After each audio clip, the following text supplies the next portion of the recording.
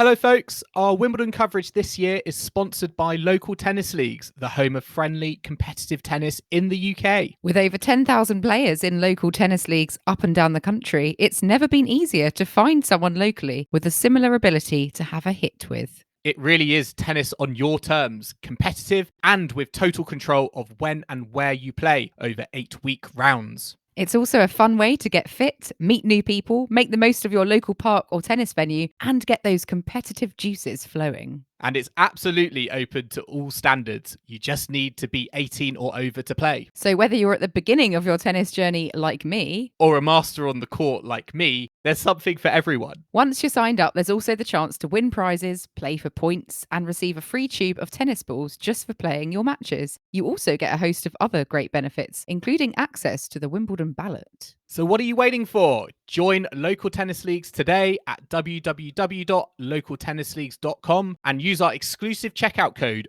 weekly50 in capitals for 50% off your £18 entry fee. That's www.localtennisleagues.com, weekly50 at the checkout. The link is in the description. So get ready to play some friendly, competitive tennis on a court near you.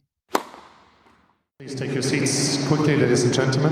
Thank you. Hello, ladies and gentlemen. Welcome to Tennis Weekly with Joel and Kim. On today's Wimbledon preview, sponsored by Local Tennis Leagues. Djokovic and Nadal get contrasting routes to the final. Emma Raducanu lands a tricky first rounder. And Iga Swiatek is set to open Tuesday's centre court proceedings.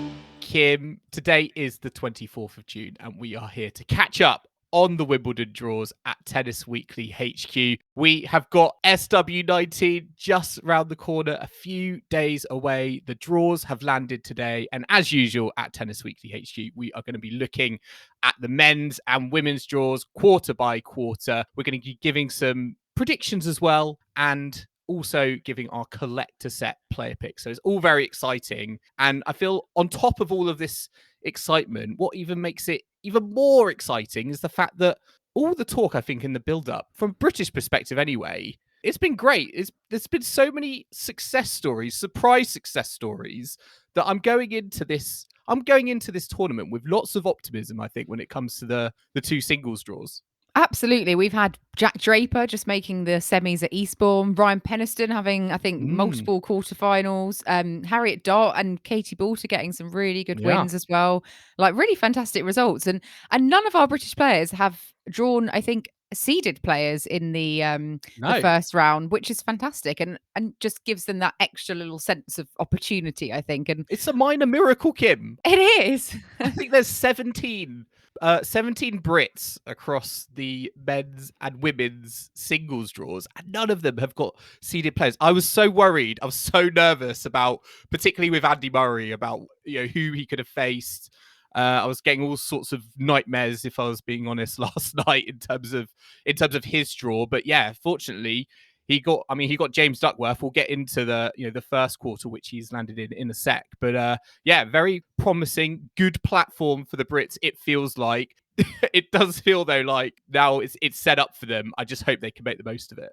Yeah, we're all sort of egging them on. They've had great build-up events, and then they just all lose in the first round. But that's being very negative. I'm sure some of them will get a good win. They just don't want to play Maxime Cressy because he's just been beating all the British players. I know. He's beat 3 in a row. How dare he? How dare he? How dare he be on the British soil doing that to... No, only joking. He's a lovely bloke, it seems, and, doing really, really well. But we'll get on to his chances later on. I mean, let's dive into the draws, because they were made this morning. I was quite pleased that Andy Murray actually wasn't in Rafa's section of the draw, because I'm planning to queue and camp, and I think with all the Andy Murray fans, I think it makes the queue a bit busier when they're involved. So if they're on the other side, it's generally a bit nicer. I thought you were going to be more relieved that Lucas Rosol wasn't in Nadal's quarter, or even anywhere near Nadal. Yeah, he's closer to Djokovic actually. He's got Basilashvili first round. I was when I heard that he'd qualified, I was like, oh no, here we go again. I didn't even know he was still playing tennis. Well, he obviously just rocks up for Wimbledon. He's going to cause an upset in the first round and perhaps beyond. But yeah, let's get on to that first quarter where the likes of Lucas Russell and Andy Murray are obviously headed up by Novak Djokovic, defending champion, number one seed, but not the world number one, who, is currently Daniil Medvedev. He's not playing because of the ban on Russians and Belarusians. Djokovic has got a comfortable draw, I would say. I'm looking at it. I don't really see any challenges until a possible quarterfinal with Carlos Alcaraz. But to be honest, we haven't seen Alcaraz in any grass court tournaments, so I'm not convinced he's going to get even to that stage himself.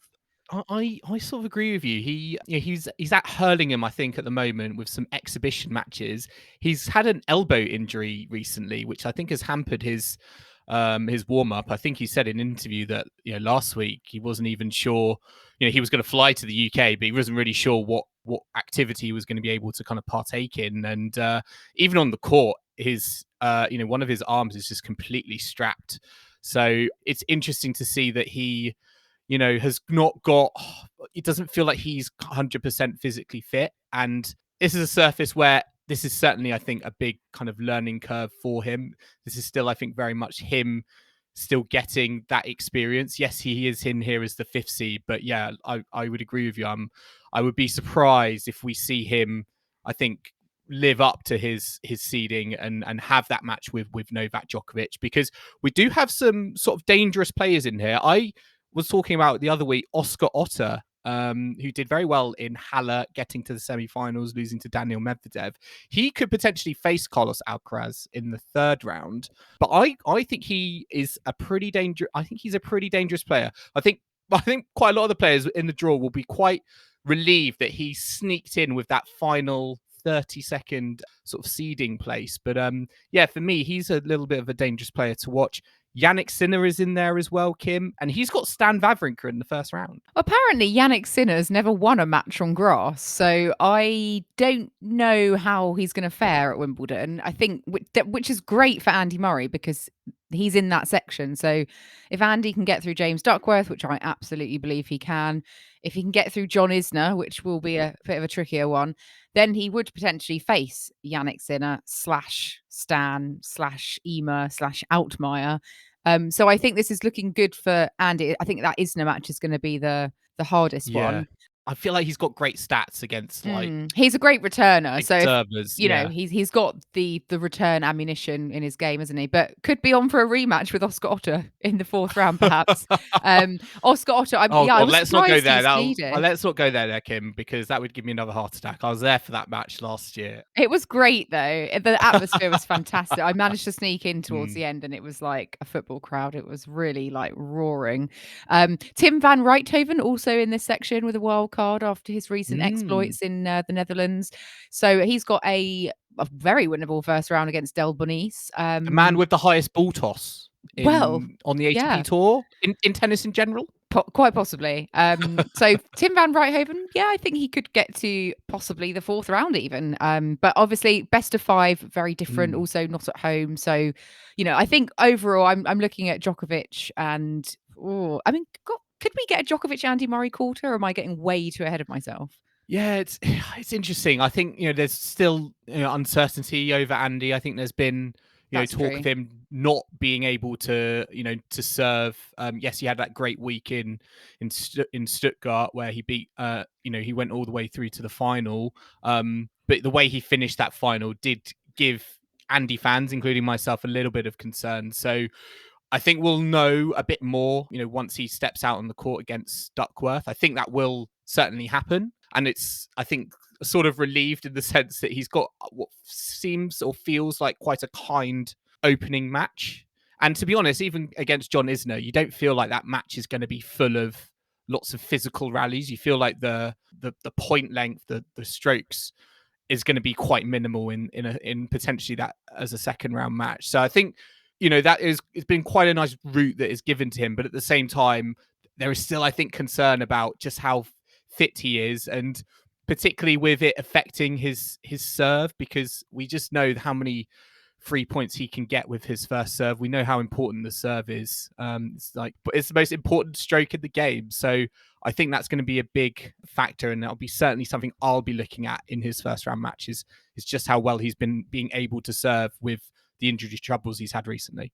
So Oscar Otter for the quarters could very well be on then. I mean, I hope obviously Andy Murray does well, but yeah, given his fitness, his injury concerns. What I want to know is Oscar Otter going to wear his earring? Because is that going to be under the all white policy? Because it was black in Halle, and is he going to change it to white? I don't know. Do earrings fall under the all white policy, Kim? Well, I'm pretty sure Serena's worn like gold hoops and what have you before, so I feel like they might be the one, you know, non-white thing people can wear. But it's funny that you say that, because there has been some debate in the media of late about the white rule, you know, for clothing, and how for female players especially, you know, it causes a lot of stress, to be quite honest with you, when you're on your period, worrying about like leakage and you know, essentially blood showing.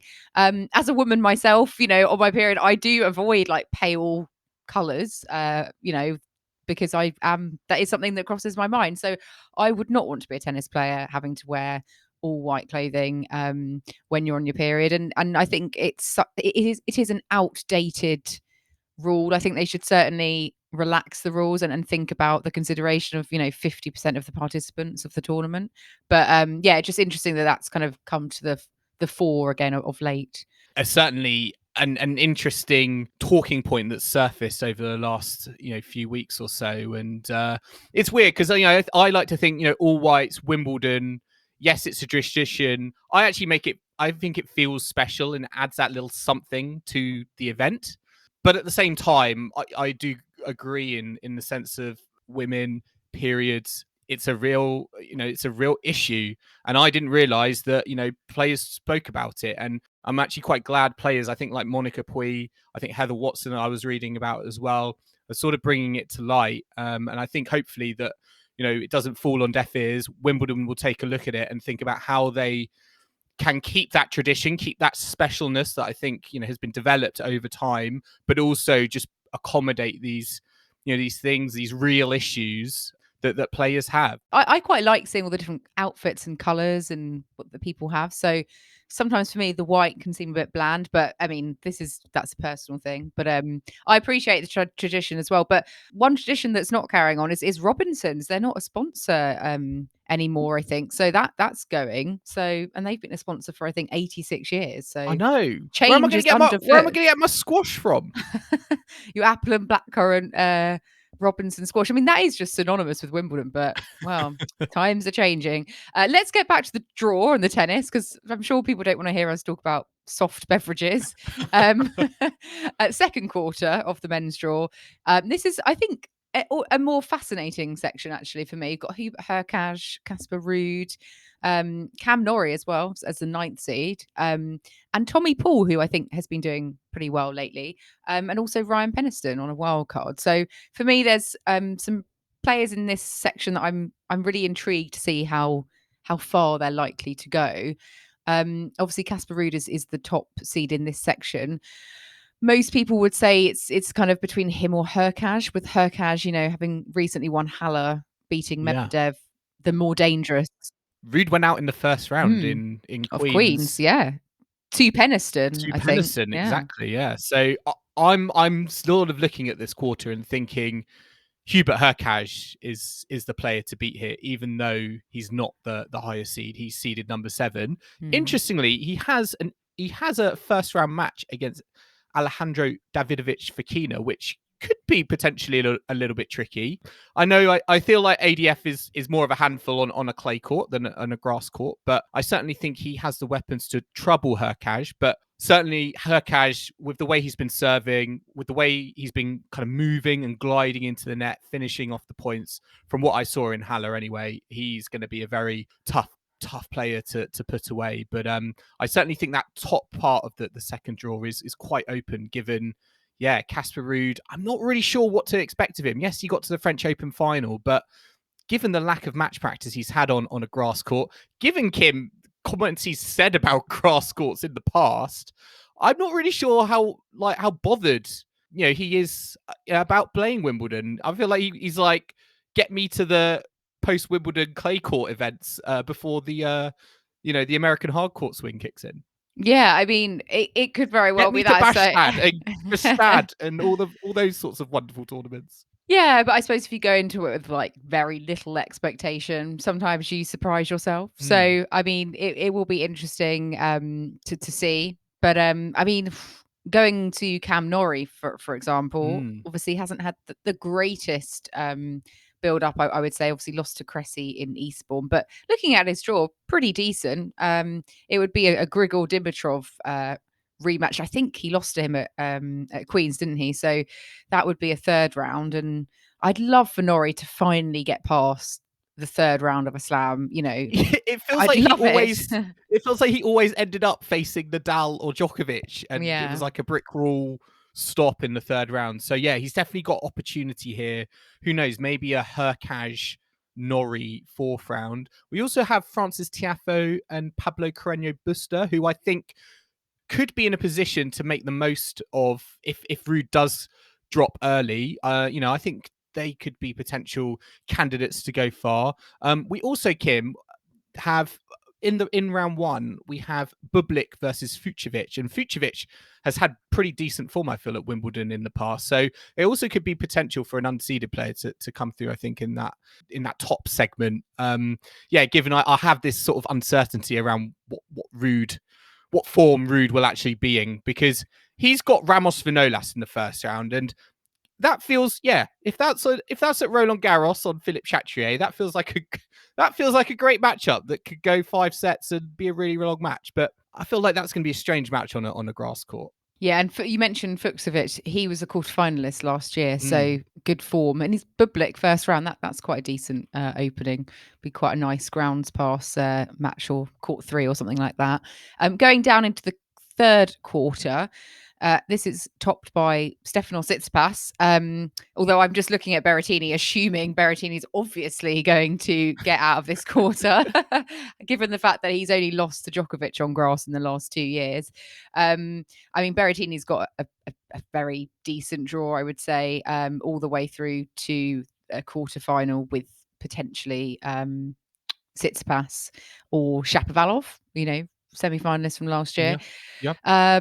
Paul Jubb is in this little section as on a World Cup against Nick Kyrgios first round. So, I mean, I think that's quite a fun match for Paul Jubb. At your home slam, he'll love that. Like I think he's a bit of an entertainer, and I think he'll enjoy having that experience. Who knows? Would they put that on centre? Maybe not. Maybe that might be a court one match, or court 2. I feel like Kyrgios loves a bit of court 2. Okay. But I mean, Kyrgios. You talk about Kyrgios. You love him, you hate him. He's unseeded, and yes, he did. I think he withdrew from Mallorca. I think just as a precaution, due to just as a precaution for his body. But if he's coming in fully fit, he again is going to be very, very tough. Very, very tough to beat. He could face Tsitsipas in the third round. Now, I'm not going to like him. I was all ready to write Tsitsipas off, like I have just done to Casper Ruud. But Tsitsipas is in the final in Mallorca. He's got a shot at winning his first ever grass court title, which would be in a very, obviously, timely moment with Wimbledon just around the corner. So who knows? Maybe Tsitsipas could surprise people, because although he is the 4th seed, his record at Wimbledon is apart from, I think, a lone 4th round appearance, it's just been littered with like very, very early exits.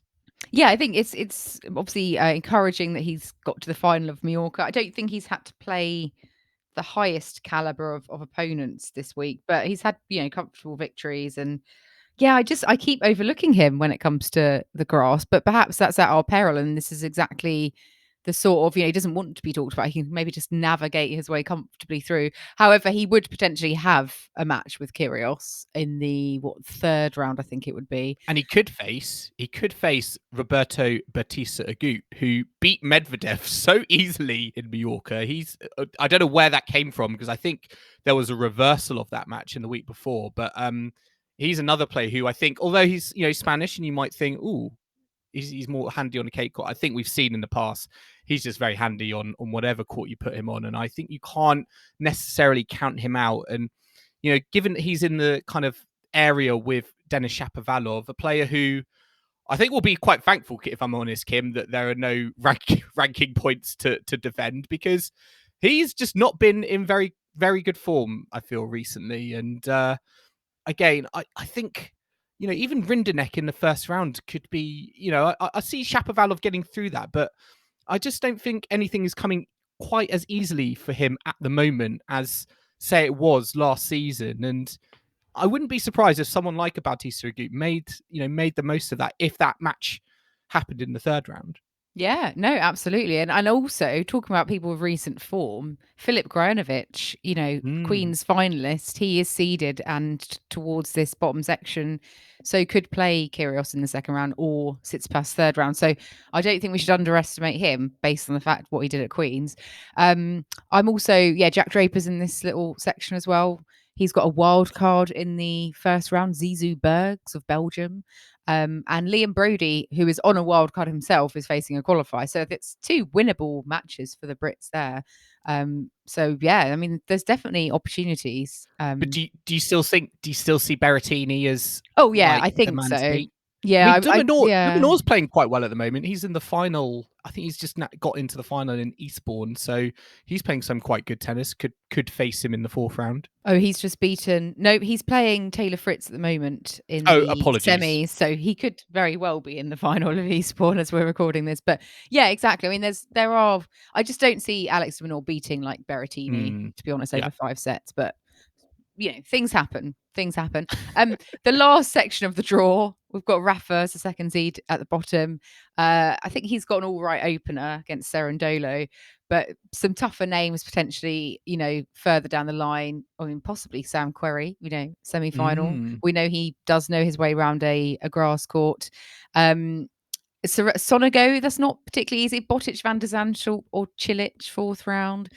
And then a possible quarter with, FAA, I guess, or Taylor Fritz. So, I mean, it gets tough. I don't think Rafa's got as easy a path as someone like Djokovic. But to be quite honest with you, I'm just hoping that Rafa's going to turn up and play. I know he's there, he's practicing, but I'm just sort of still at the back of my mind. Seen him on, because I think he'll be, obviously looking further than the quarter. He'll be all too aware that Berrettini has landed in his half of the draw, and I think that was one of the big questions was when the draw landed, where was Berrettini going to be? And it was nice. They had a nice selfie together when they practiced on the centre court before play officially begins. Now that is something completely new at Wimbledon. I think it's quite a good thing that they've done that. I think they've acknowledged that there were quite a few slips, in the last event that led to injuries. For example, Serena Williams, and they felt, I think, the ground staff, that they needed to play in on the turf. And I quite like that, Kim. I'm not going to lie, because I think with Wimbledon, I think the sort of their perception is like everything has to be perfect, and the grass courts have to be perfect and cut to the nearest millimeter. And I think actually when it comes to the centre court, I think having them a little bit worn in, having them a little bit scuffed up with Nadal and Berrettini having already played on them, I think that was a smart move, and I'm hoping it will help us not see as many sort of slips and slides and ultimately retirements as we did last year. Yeah, because that was one of the things that Serena faced and had that awful slip on her first match, and there was a lot of hoo-ha about the courts being, I guess, too fresh and slippery. So yeah, by allowing practice prior to the tournament starting, hopefully that will nip that possibility in the bud. But yes, I think it's difficult. I really don't know with Rafa how he's going to be. It's been 3 years since we've seen him on a grass court. He's not won a match at Wimbledon this side of 2020. Well, no, he didn't play last year, and then it was cancelled the year before. So, I mean, if you go back to the 2 years prior to that, he made the 2 consecutive semi-finals. But it's sort of, I still feel like it's a bit unknown. What with his foot, the fact that he had to go through so much at Roland Garros just to be able to play. Is he going to be doing that again? Have they found a different alternative? I'm not sure. So that's why I'm at the back of my mind. I'm just thinking of that. For me, the real interesting matchup for this section in the first round is Felix Auger-Aliassime against Maxime Cressy, who is just now, in the final of Eastbourne. I think that could be a possible upset, I suppose, of FAA. But it depends, because sometimes people who do very well the week immediately before, they just kind of they run out of steam, don't they, early on in the actual slam. So I still think Felix will probably come through. Ooh. Yeah, I'm not so sure. I think, Cressy's been playing very, very well. I think his game is obviously very well suited to grass. He loves that serve and volley. I think he's been a bit old school. I think I've seen some highlights of him this week with him using the chip charge Kim. I feel like he's sort of like bringing back some Tim Henman strategies onto the court. But yeah, no, he's going to be very difficult to face. And Auger-Aliassime, there's no kind of warm up, for him to sort of get into the tournament and sort of see yourself in. He's going to need to come, I think, near enough to the best he can play, for his first round match to come through Cressy. And interestingly, he could have Jack Sock in the second round, who's qualified. So, not the easiest opening, I think, for Auger-Aliassime. Dan Evans, from British point of view, also in this section. He's got Jason Kubler of Australia, another qualifier. He's actually also, I think, Evans is in a nice part of the draw. There's a nice cluster of qualifiers around him. But yeah, it's quite interesting. I think Taylor Fritz also could be quite dangerous. But yeah, with Rafa, he certainly does have, I feel like, the form players at the moment. I think Marin Cilic for me is one of the dark horses for the tournament, given his experience, given, what I saw, at Queen's. I just think whenever he plays inspired, like we saw at the French Open against Medvedev, if he can just turn up and everything's working for him, dare I say, Kim, there's not many people I feel who could stop him. Yeah, I mean, Cilic, recent semi-finalist on clay. So, I mean, we know his prowess on a grass court. Also reached the semis at Queen's. I think if it's not going to be Rafa, I think between him, Fritz, and FAA, would surely be the quarterfinalists from this section. And actually, thinking about Taylor Fritz, like obviously getting potentially into the Eastbourne final, if not the semis, maybe he's finding some form at just the right time, because since Indian Wells, like he hasn't really done anything, but his game's like well suited to grass. Like, why shouldn't he do well here? I think I agree. Maybe he's just starting to peak again at the right time. Yeah, I agree. Good serve, good strong forehand as well. I think he's, again, another player who's got a good, well-suited game to a grass court. Kim, we do have a first-round match that I think is historic for reasons you're going to love. Botic van der Zandschulp playing Feliciano Lopez. Feliciano Lopez in there, not on a wild card, which I think feels like first time in a while. But as a result of that, he has now achieved a record. He has achieved 20 main draw appearances at all 4 Grand Slams, which is unbelievable in terms of longevity. I feel like we talk about Roger Federer as like the king of longevity, but Feliciano Lopez, that's pretty good in terms of consistency, dealing with injuries, all that sort of things over, you would expect, a full tennis career. To do that is an incredible achievement. I know. I mean, Feliciano Lopez is just, absolutely amazing, isn't he? We go on about him quite a lot, but I mean, I don't think he's going to win this particular match. He's got Botic van der Zandschulp, which is very, very tough. But that is absolutely a milestone in longevity, at Grand Slams, and like the consistency. To be fair, getting in on direct entry after so long is, very, very impressive. It's very hard to do. I mean, watching qualifying, last week, Philipp Kohlschreiber was there, and he got to qualifying round 2, unfortunately lost, and hey, that's the end of his career. He's announced his retirement. So that longevity is not something you just naturally, I think, have. It's something you've got to, keep up. And for Lopez to just do this year in, year out for so long, incredible achievement. Yeah, he's looked after himself well. Good on him. So should we make some predictions, Joel, on who we think is going to get out of the men's draw, the semi-finals, the final, and eventual champion? Who are you going for as your semi-final lineup?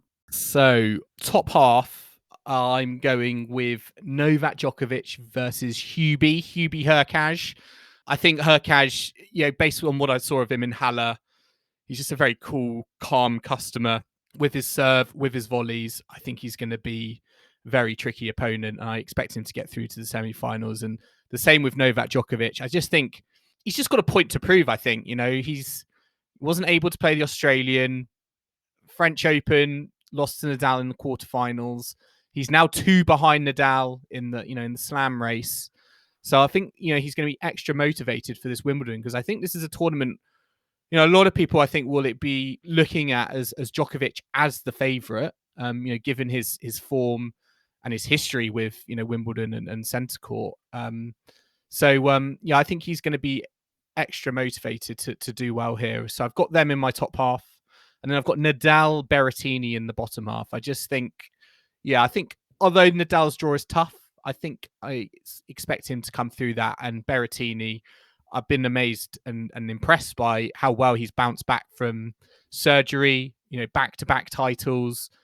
His serve, you just cannot count him out. And I feel like the only way, he's not going to get to the semis is if his serve, his serve breaks down. But as I said, I don't think I've seen that over the last couple of weeks, so I can't count that against him. So those are my two semi-finals. I've gone very similar. I've gone for Djokovic against Hurkacz for exactly the reasons that you've outlined. And I've gone for Berrettini as well. Diplomatic of you. I know. We agree in agreement with each other.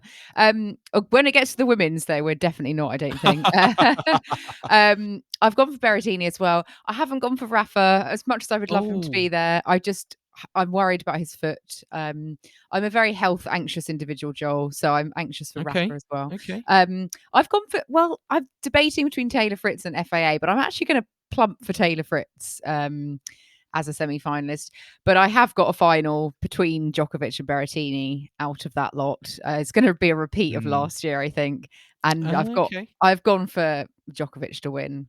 Are you suggesting like Berrettini's like the new Roddick? He's just going to lose in Wimbledon finals. Could well be. Could well be. Yeah. No, I have gone for a rematch of that French Open quarterfinal. I've gone for Djokovic, Nadal, and I've got Djokovic as my champion. As I said, I think he's got a lot to prove.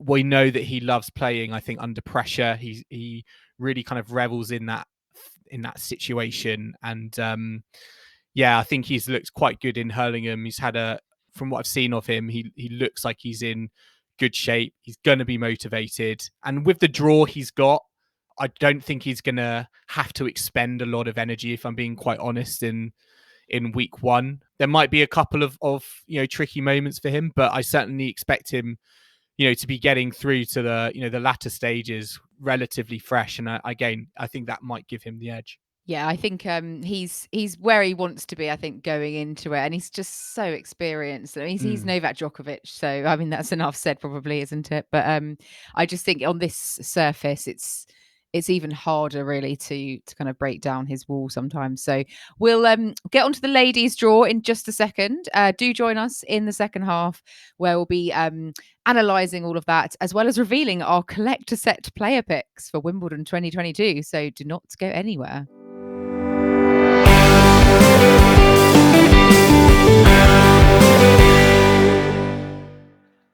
Welcome back to our Wimbledon preview, sponsored by local tennis leagues. And now we're going to have a look at the ladies' draw from Wimbledon.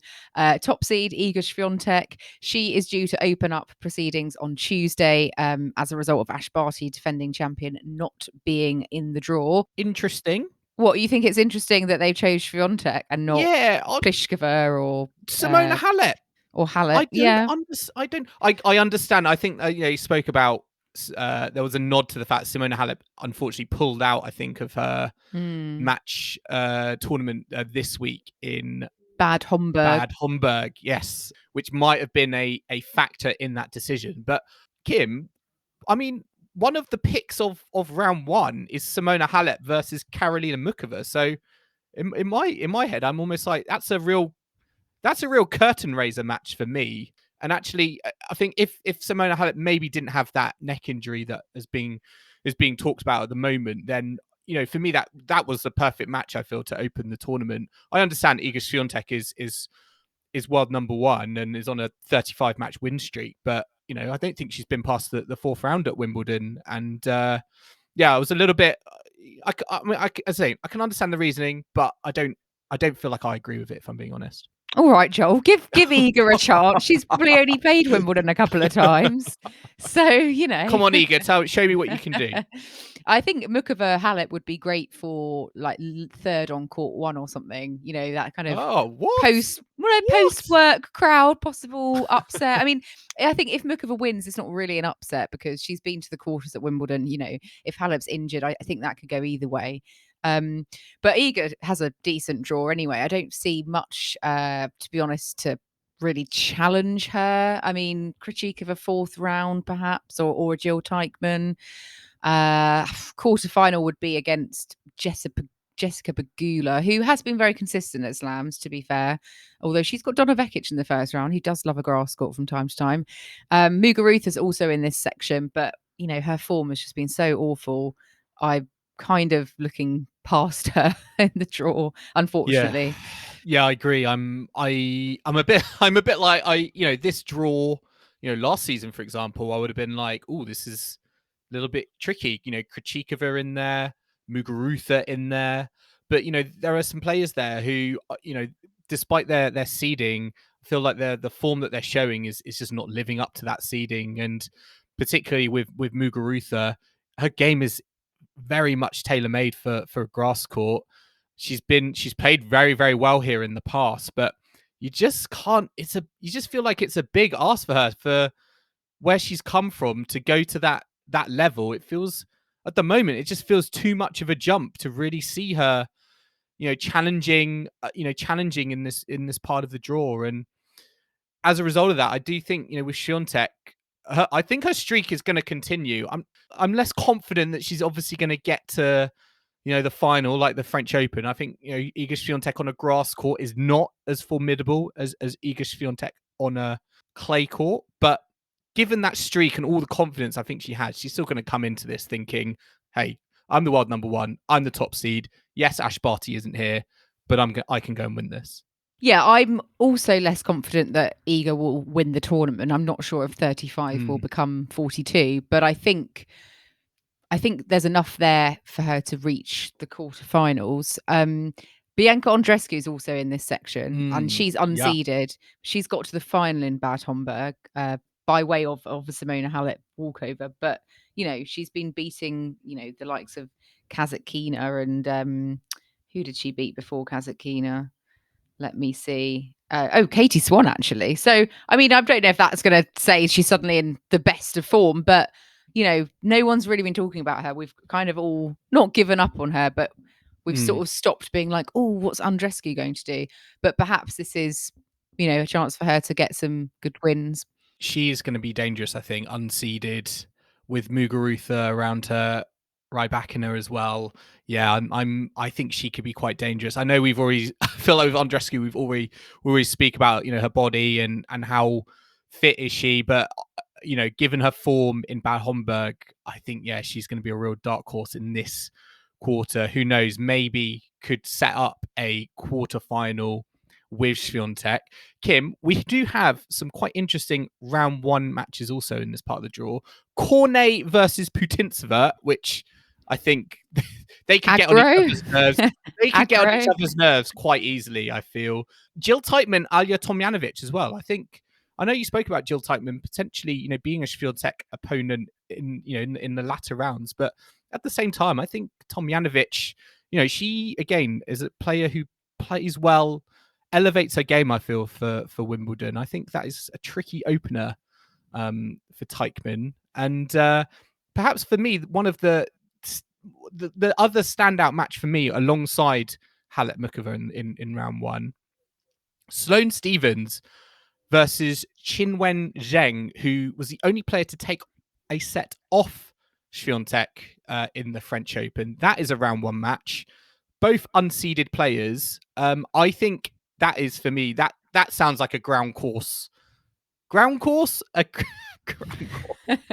Oh my, ground pass for me. That's a ground pass gimme there. That's a very appealing matchup for me.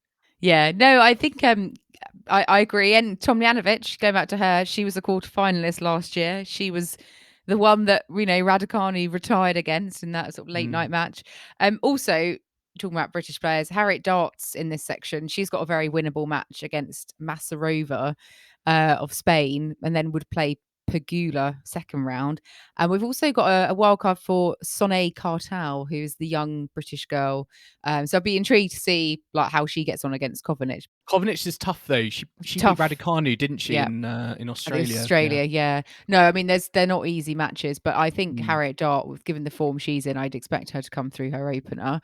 I mean, going on to the next bit of the draw, this is topped by Paula Badosa, but you've also got last year's finalist Karolina Pliskova in there, as well as Serena Williams as a wild card in this section. So and Coco Gauff, recent French Open finalist.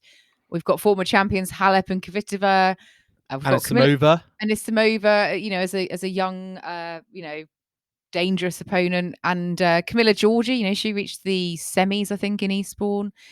I mean, it's kind of stacked, but I don't have a clue who's coming through this section. I don't think Serena Williams is going to go that far, although she's got a great opener, Harmony Tan. I think that's winnable. I think she's going to lose to Sara Sorribes Tormo in the second round. No, come on, Kim. Sara Sorribes Tormo on a grass court against Serena Williams. Well, I can't see that. If Sara Sorribes Tormo, gets to the second round, I think I would be very surprised if that match happens.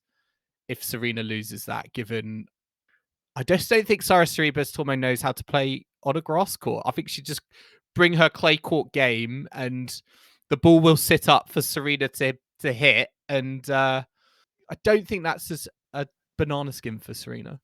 I'm thinking more of Serena's fitness and her agility around the court now, given the fact she's been off for so long. I think we've seen that being very exposed when she's come back before against, younger opponents. I'm not just saying it's an age thing, but just having not played competitively on the tour for a year. I don't know. I'm not. I know we saw her play a few matches with Ons Jabeur in the doubles at Eastbourne, which is really fun to watch. But yeah, I'm not convinced. She'll have to prove me wrong. I personally think she's in a great spot in the draw. Just looking beyond this, the fact that she's got Pliskova. Yes, she was Wimbledon finalist last year, runner up to Ash Barty, but another player who has shown very little good form of late. Yes, she's been coming back on the on the injury trail, but I think that's a nice seed to be around. And yeah, I think there's an opening there, and there's also a chance for Serena personally from my point of view to get some more match practice in before those more testing matches. I think it was a bit disappointing that, Ons Jabeur unfortunately picked up a knee injury that stopped them playing their semi-final in the doubles in Eastbourne, because I think with each game, I mean, even though we saw only two of them, I felt like it was night and day a little bit between their first match and then their second match, in terms of Williams getting back onto the court, getting the feel, of the racket and the ball and the speed. And I think she was going a lot more in confidence. You could just see with her ground strokes, they were just getting a lot better along with her serve. So yeah, I was like, I just wish she had maybe one more match to get a bit more match practice in. But I'm really interested and fascinated to see what Serena Williams does, because this could be her last time, Kim. We don't know that, but there's going to be that. I feel like that atmosphere in the air potentially with whenever Serena Williams steps out on a court in this tournament. Yeah, absolutely. And I mean, just going back to Pliskova, she lost to Balter, I think, at Eastbourne, didn't she? Katie Balter got a great win over her, and they might play again in the second round here if Balter and Pliskova can both come through their openers. So that would be interesting to see if Balter could make it 2 wins in a row against Pliskova. I mean, going down to the bottom half of the draw, talking of Ons Jabeur, obviously she retired from the doubles with that injury, but assuming she's okay to play at Wimbledon, she's got an all right an all right sort of first few rounds. Possibly Kaya Kanepi though in the third round, which we know can always be a bit of a banana skin. It's fine, Kim, though, because Kaya Kanepi's seeded, so she's not gonna be like dangerous unseeded opponent. I think she's She's only dangerous when she's like 100 in the world. Is that what you're saying? Exactly. Yeah. I mean, if Jabeur comes through that possible fourth round with Kerber, former champion. I have to say I'm looking at Kerber for this one. I know she got to the semis last year here. I don't think she's done as much coming into this as she had done last year, but I don't know. I'm kind of, for lack of anyone else, I'm looking at Kerber. But Kim, I'm surprised you've not said anything about Karolina Garcia. I haven't got there yet. You've been talking to me all this time this week about Karolina Garcia winning a match. Now she's into a WTA final, which I feels like the first time in quite a while. I told you this would happen. I said when she won the French Open doubles, I said, just you wait, her singles career is going to have a renaissance. And it's happening, I tell you. The renaissance is happening. But she's got Miyazaki, who, is our new British player. I saw her play at Eastbourne actually last week. That could be an interesting... I mean, I wouldn't actually be surprised if Miyazaki won that. If Garcia is a bit sort of fatigued. Some renaissance. Bad Homburg. Well, and Katie Swan also in this section on a wild card. She's up against Marta Kostyuk. So, yeah, British players dotted here and there, peppered throughout the draw. Raducanu as well, also in this little section. Tough opener, though, I think, against Van Uytvanck, who, has won quite a few ITF events lately and reached the quarters at a Hertogenbosch. So I think, given that Raducanu hasn't played or had to retire from her last match, Van Uytvanck's got a lot of matches under her belt, being playing well and winning. I don't think Raducanu is going to actually win that one, to be quite honest with you. Yeah, it's that's a tough opener for Raducanu. I don't feel like we know where Raducanu's at in terms of her fitness. It just feels like we've just been going from freak injury to freak injury, one after the other. And her British grass court season hasn't necessarily gone to probably how she would have hoped it. It would have gone earlier in the season. She still has the opportunity at Wimbledon to, I think, make a big impression and continue that story, because I think a lot of people will know Raducanu through obviously a US Open triumph and getting to the fourth round at Wimbledon last year. And I think to the general British public, they will see that as a continuation of that, and maybe they won't be as aware, of all the things going on the tour. It was interesting to hear, in the week, interview with Max Eisenbud, who guides Raducanu's kind of commercial interests, and it was interesting to hear they say they've limited Raducanu to a maximum of 18 sponsorship days a year, Kim. And he said, we could have done 50 days of shoots. I'm surprised. They could have probably done 100 with Raducanu. But I think it was interesting to hear just a little bit more insight in terms of, her sponsorships, and feel like we just think like she's got every single brand under the sun, wanting to partner with her. But it's interesting to hear how they're factoring it into the tour in terms of these are the number of the days we can commit anymore, and it will probably affect her performance. Yeah, it's nice to know that they are thinking about that and obviously limiting the amount of time she can spend. I think that's a very wise thing, especially for such a young individual who's new to that world. And I think that they obviously could have really cashed in, and I think they've got to.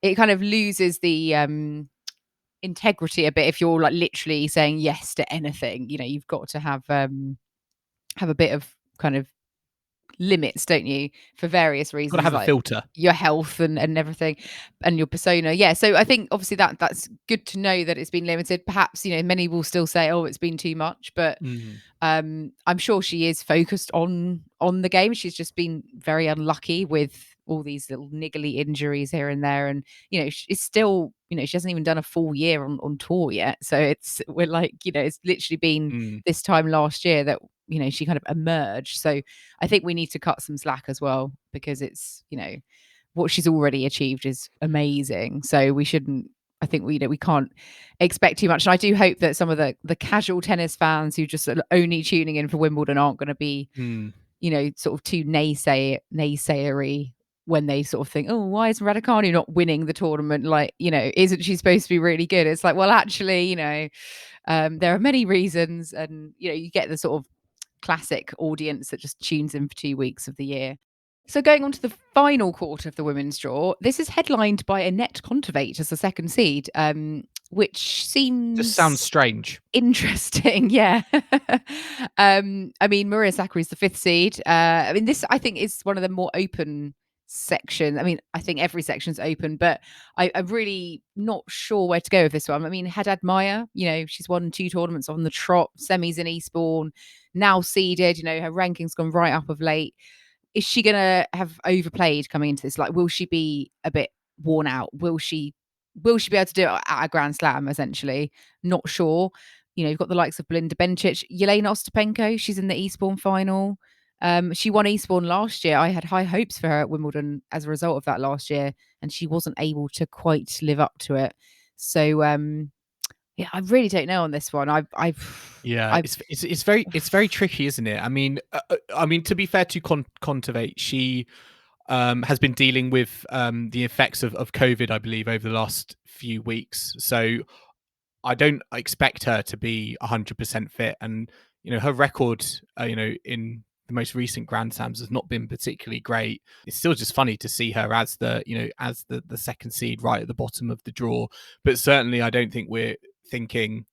I'd be very amazed and impressed, if she was able to kind of get even, I think, into the second week, given the form she's shown recently. But Haddad Maia has probably been the most in form grass court player on the women's tour at the moment. Ostapenko, Belinda Bencic also, Kim, I think could be an interesting player to watch in this quarter, just given how open it is. I think Bencic doesn't normally sort of have a surprise loss in her in the first or second round or early on, like an Ostapenko could have. And so I think maybe Bencic could be one of those players who takes this quarter by the scruff of the neck, because it is there for someone to do that. And it feels like there's quite a lot of players who will be thinking, this is my opportunity to make a semi-final, really, because even with Sakkari at the top, I still think there are some question marks there, and it could lend itself, I think, even to an unseeded player, I think, getting to the semi-final. Yeah, I've got a few British players in this section as well. Heather Watson and Jodie Burrage up against Korpach and Serenko, respectively. Also, Tomova Saville, I'm looking at. Tomova, I think, had a few good wins of late. And Saville, we know that although she's on a wild card, she's been playing much higher than her current ranking of late. I saw a bit of her against Miyazaki at Eastbourne last week. So it's all up in the air. I mean, when it comes to the predictions for this side of things, Joel, always a bit more tricky. Who are you going for your semi-finals for the ladies?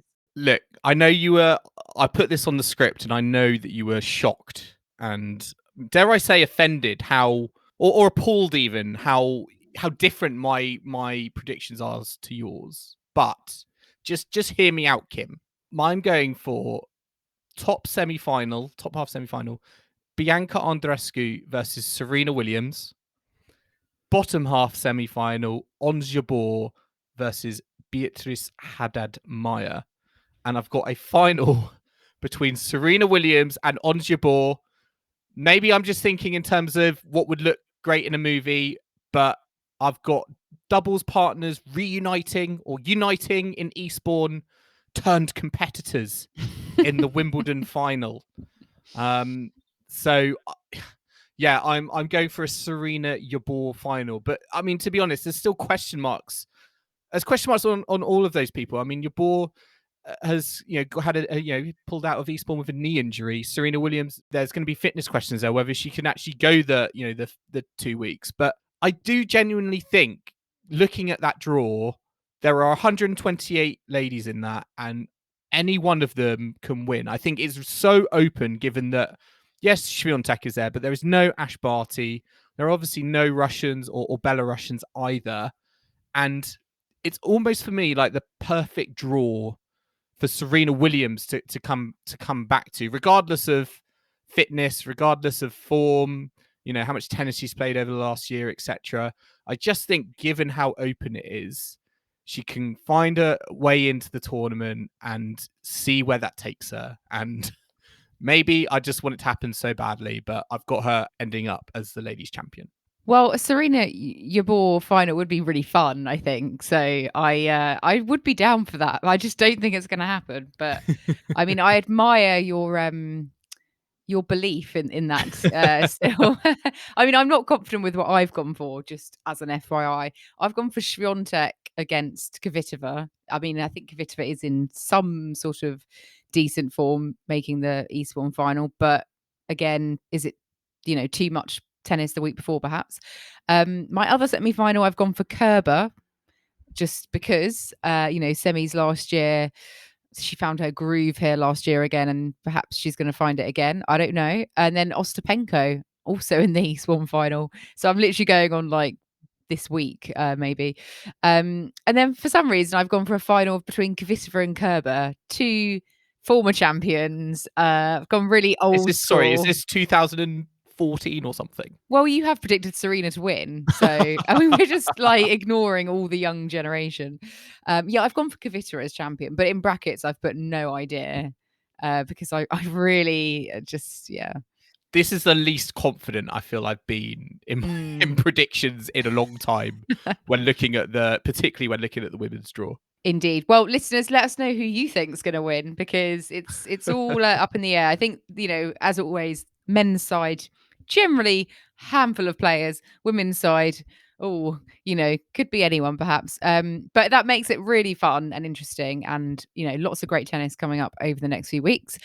One thing that we do have is our collector set, which is back for this year's Wimbledon. So for anyone who doesn't know what collector set is, it's a little predictions challenge, which you can all participate in.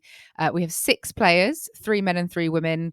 And basically the challenge is to predict what round you think those players will reach at Wimbledon. So whether they'll win the tournament, whether they'll be the runner-up, semi-finalists, quarter-finalists, 4th round, 3rd round, 2nd round, or 1st round. We will be asking for entries to the challenge via social media, or you can email us.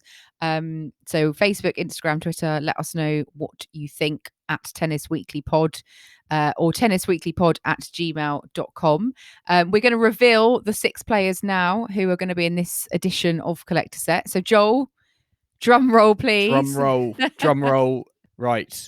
The 6 Collector Set player picks for Wimbledon 2022 are Rafael Nadal, Matteo Berrettini, Nick Kyrgios, Serena Williams, Iga Swiatek, and Coco Gauff.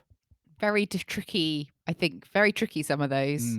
I think, yeah, it's always hard. I think no one's really... We had one winner, I think, from the Australian Open who got almost a full set, but I think there's some really... and then the French Open was the complete opposite. Yeah.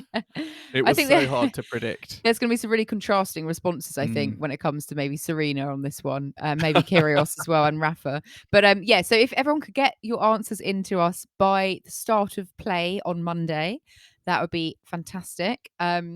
There is a special prize for the winner, as a coveted mug, coveted podcast mug, and obviously the pride of having beaten all your fellow participants. So yeah, let us know your predictions. We'll be revealing ours as well on our next podcast, which will be our first round catch up. So do let us know how you all get on and send us your predictions. Yes, listeners, make sure to get your collector set predictions into us. Tell us what round or whether they're going to win the competition these players will get to. So Rafael Nadal, Matteo Berrettini, Nick Kyrgios, Serena Williams, Iga Swiatek, and Coco Gauff. And as Kim said, we are going to be revealing our predictions in our next episode.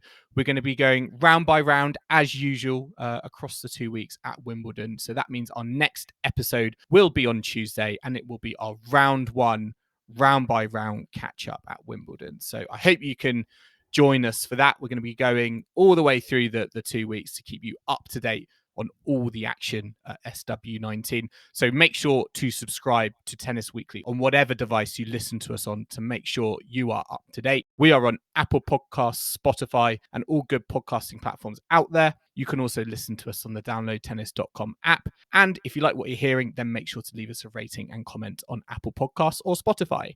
And you can follow us on social media or email the show. So on social, we're on Facebook, Instagram, and Twitter at Tennis Weekly Pod. So do drop us a message, any feedback, comments, questions you've got. We'd love to hear from you. Or you can email the show as well if you prefer, tennisweeklypod@gmail.com. And don't forget to check out our website as well, www.tennisweekly.co.uk. And we will be back on Tuesday at Tennis Weekly HQ to catch up on all the round 1 events at Wimbledon. So I hope you can join us for that. But in the meantime, it's goodbye from Kim. Goodbye. And it's goodbye from me. We will see you again soon.